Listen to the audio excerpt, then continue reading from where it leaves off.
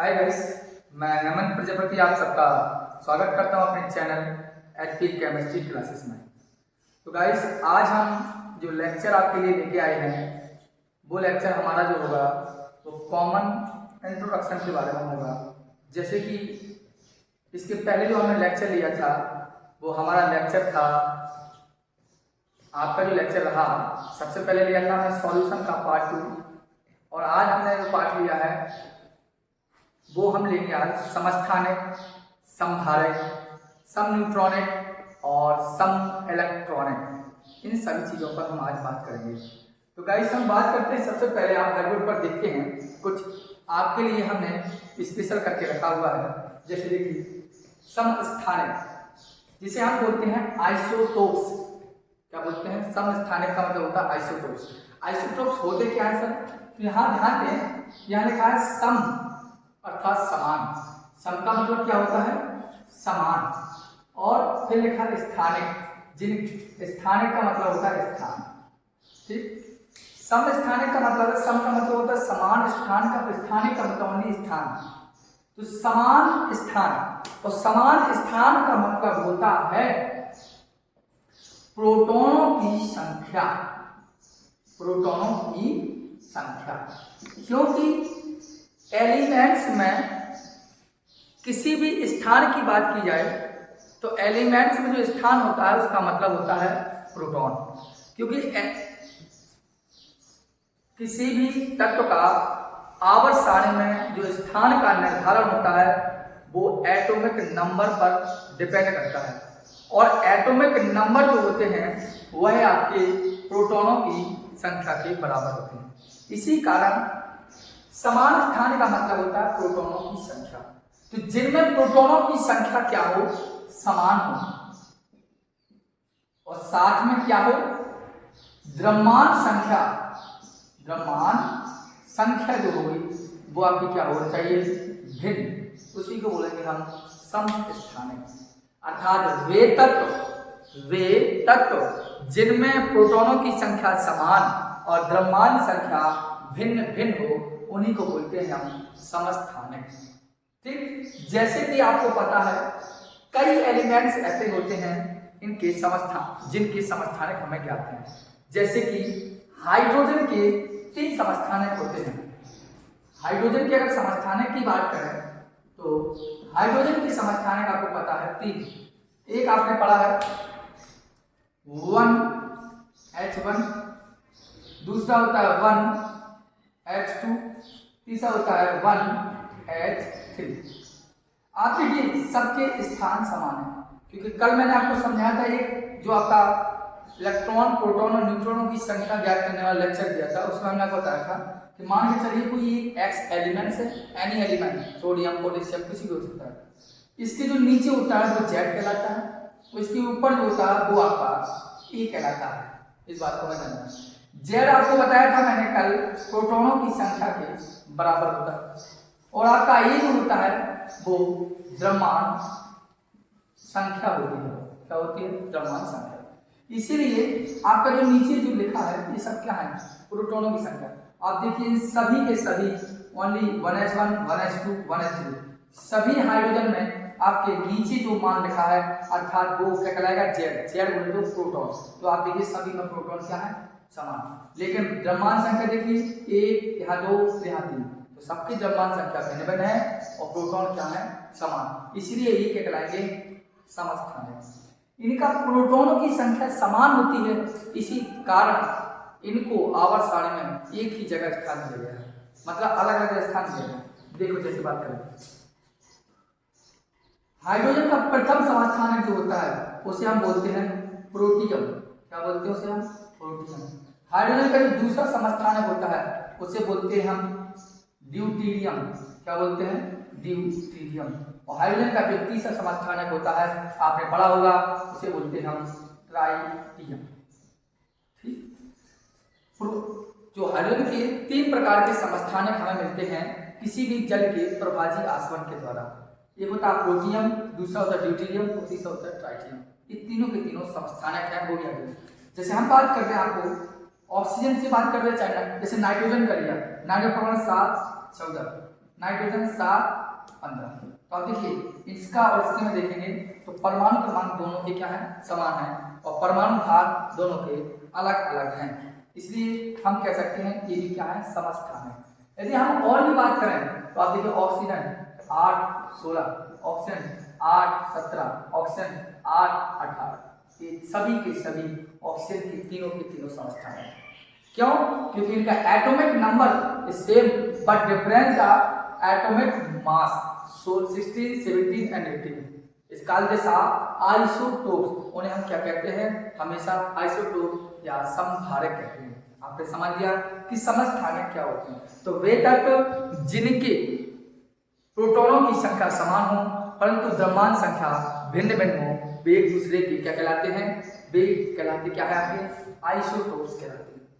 यहाँ पर आइसोटोप्स में हमने कुछ उसकी प्रॉपर्टीज लिखी हैं, देखिए आप यहाँ लिखा है समस्थानिक एक गुण, ये तीनों के तीनों एग्जाम्पल है 1 2 3, ठीक। अब यहाँ देखिए समस्थानिक के गुण क्या है, तो समस्थानिक का प्रथम गुण आपके सामने था कि इनका जो नाभिक होता है, किसी भी जोन सा भी ये हाइड्रोजन है तो हाइड्रोजन का नाभिक होगा आपका, तो हाइड्रोजन के नाभिक में इनके नाभिक में क्या होता है, प्रोटॉनों की संख्या समान होती है। तो भाई साहब अब इसका भी नाभिक बनाए तो प्रोटॉन एक होगा, इसका भी नाभिक बना तो सर प्रोटॉन एक होगा, इसका भी नाभिक बना तो प्रोटॉन एक होगा, अर्थात इनमें प्रोटॉनों की संख्या हमेशा समान होती है, कोई डिफरेंस नहीं होता है। अगर दूसरी बात करें तो जब प्रोटॉन समान होगा तो सर इलेक्ट्रॉन तो समान होगा ही, क्योंकि कल का लेक्चर भी हमने दिया था जब भी बताया था H Z equal to proton, proton equal to electron, ये तीन के बारे में हमने आपको बताया था।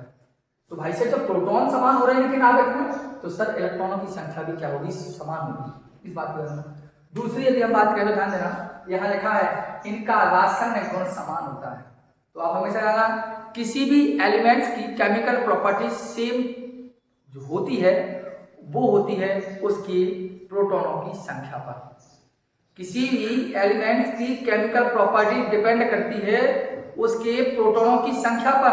तो सर जब समस्थानिक के प्रोटॉन ही समान होंगे तो उनका रासायनिक गुण भी क्या होगा सर, समान होगा। तो आप देखिए यहाँ पर सभी के प्रोटॉन समान हो रहे थे, इसलिए क्या होगा, इनके रासायनिक गुण भी समान होंगे। एक बात हमेशा ध्यान देना, अगर किसी भी तत्व का आपको समस्थानिक बनाना है, किसी भी तत्व का समस्थानिक बनाना है, तो हमने आपके लिए लिखा है कि उस तत्व से एक अल्फा कण अलग कर दीजिए और 2 बीटा कण अलग कर दीजिए, अर्थात वो समस्थानिक बन जाएगा।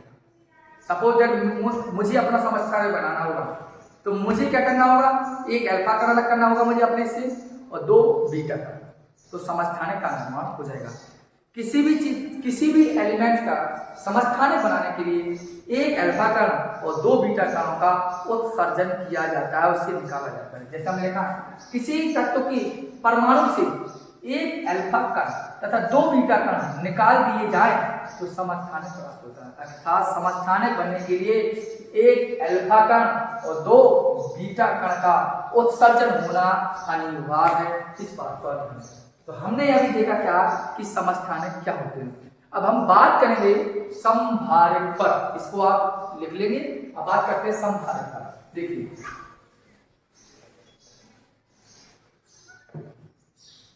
देखिए यहाँ पर समभारक भी वही प्रक्रिया होगी जिस प्रकार आपका समस्थानिक हुआ। देखो यहां है समभारक। समभारक का मतलब होता है आइसोबार्स। समभारक का मतलब समान क्या होना चाहिए, भार।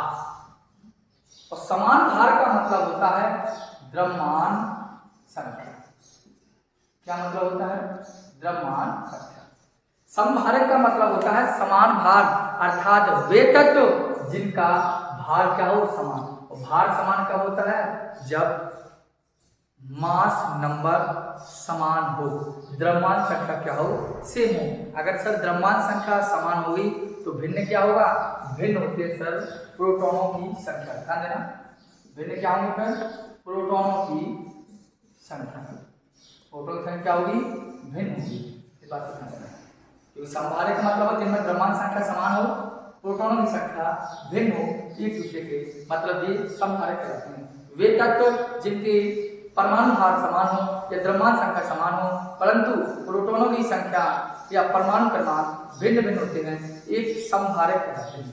जैसे कि आप लिख लीजिए, आप जानते हैं आर्गन, पोटेशियम और कैल्शियम, इन 3 एलिमेंट्स हैं। इसका परमाणु क्रमांक आप जानते हैं 18, इसका आप जानते हैं 90, इसका जानते हैं 40, इसका वेट होगा 40, इसका भी वेट होता है 40, इसका भी वेट होता है 40। तो देखिए प्रोटॉनों की संख्या सब अलग अलग है, लेकिन भार सबका सेम है। भार किसका है? सभी का सेम है। और जब भार सेम है तो आप समझ जाइए कि ये क्या कहलाए, आपके समभारक। जैसे एक उठा लिया टाइटेनियम का, और एक आपका उठा लिया जीनॉन का, और एक आपका बेरियम का। एक टाइटेनियम है, एक जीनॉन है, एक बेरियम है। अब टाइटेनियम को आप अच्छे जानते हैं, 52 होता है, इसका सभी जानते हैं 54 और इसका 56, सबके दो का डिफरेंस है, आराम से आप कर सकते हैं। तो टाइटेनियम 52, जीनॉन 54, बेरियम 56, और सबका वेट देखें तो 130, 130, 130, अर्थात ये भी क्या है, एक दूसरे के सभी के सभी क्या है, समभारक। तो आपने देखा समभारक होते क्या है, द्रव्यमान संख्या समान, प्रोटॉन की संख्या भिन्न, जैसे कि आपके दिए है और जैसे आपके सबके भार बराबर है, भार इसकी बराबर, भार इसकी बराबर, अर्थात ये दोनों के दोनों एग्जांपल आपके कहलाए समभारक। समभारक के कुछ गुण भी लिखे हैं मैंने भाई बोर्ड पर आपके लिए। क्या लिखा? प्रोटॉन तथा न्यूट्रॉन दोनों की संख्या भिन्न। आप खुद निकाल के देखिए, इसका प्रोटॉन 18, इसका प्रोटॉन 19, इसका प्रोटॉन 20, तो प्रोटॉन की संख्या भिन्न तो होगी। और जब इसको इससे घटाएंगे हम तो न्यूट्रॉन भी भिन्न निकलेगा, इसको जब इससे घटाएंगे तो न्यूट्रॉन इसका भी भिन्न निकलेगा, इसको इससे घटाएंगे तो इसका भी न्यूट्रॉन निकलेगा। अगर इससे घटाएंगे तो किसका न्यूट्रॉन 20, इससे घटाएंगे तो इसका न्यूट्रॉन निकलेगा, इसका भी अलग, इसका भी, मतलब सभी के न्यूट्रॉन कैसे निकलेंगे, अलग अलग। इसी अलग प्रोटॉन तथा न्यूट्रॉन दोनों की संख्या क्या होती है, भिन्न।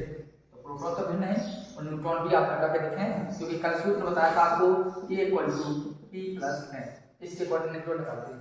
ठीक, तो जी आपको पहली बात कर दी।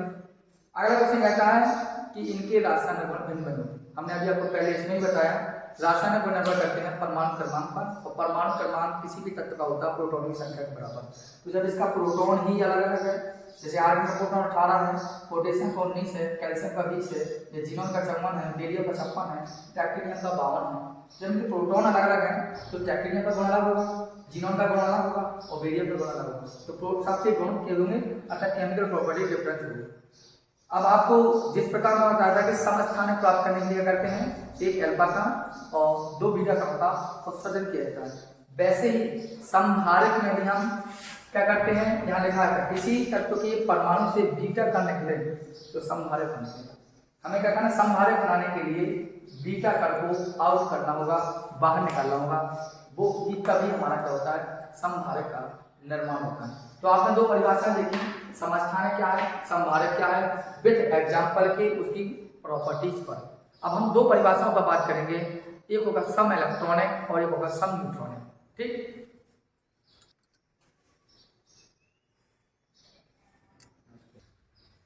देखिए हम 2 क्वेश्चनों पर बात और करेंगे, एक होता है सम न्यूट्रॉनिक और एक होता है सम इलेक्ट्रॉनिक। अगर सम न्यूट्रॉनिक की हम बात करें तो आप परिभाषा पढ़ सकते हैं। सम का मतलब होता है समान, अभी हम बार बार कह रहे हैं, और न्यूट्रॉनिक का मतलब है कि जहां पर न्यूट्रॉन की संख्या क्या हो, समान।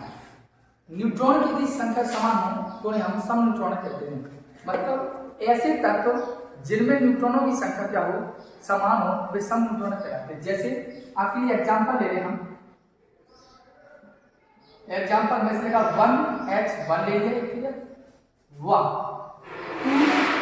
2He4, तो ये दोनों के दोनों हाइड्रोजन और हीलियम एक दूसरे के क्या है, सम न्यूट्रॉनिक है, क्योंकि इसमें भी देखें तो इसको इससे घटाइए तो कितना निकला, 1H2 लिखना है। सम न्यूट्रॉनिक का मतलब होता है जिनमें न्यूट्रॉनों की संख्या क्या हो, समान हो, उन्हें हम सम न्यूट्रॉनिक कहते हैं। तो सम न्यूट्रॉनिक का मतलब है जिनमें न्यूट्रॉनों की संख्या क्या हो, समान।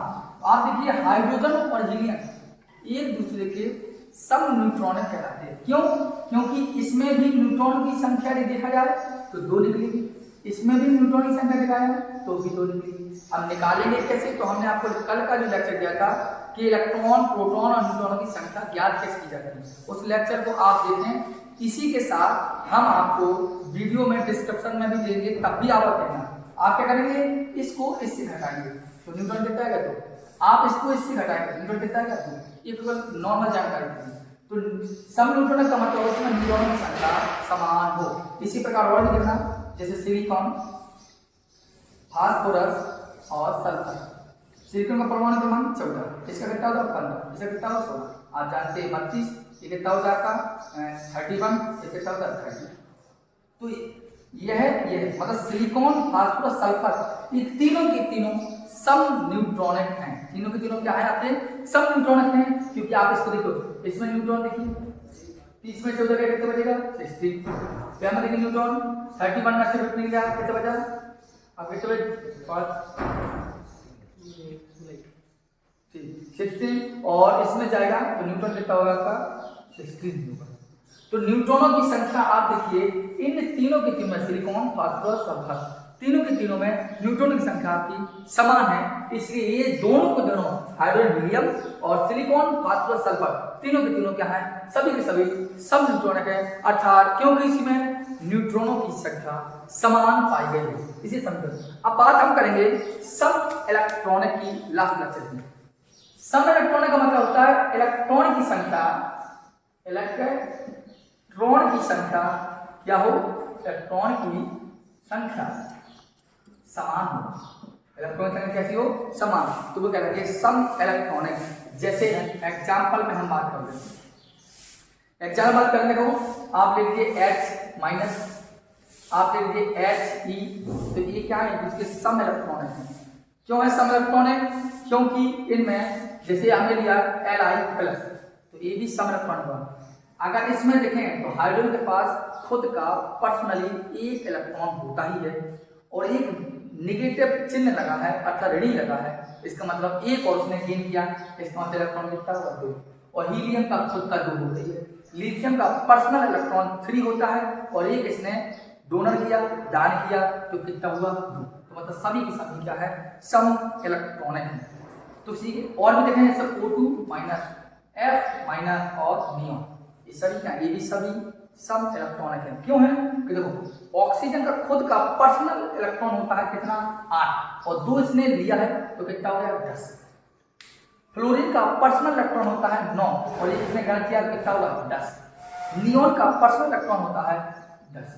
तो ये क्या है, ये सभी के सभी सम इलेक्ट्रॉनिक हैं। इस बात को हमें जानना है। जैसे हम बात कर दिया H2 माइनस, Cl माइनस और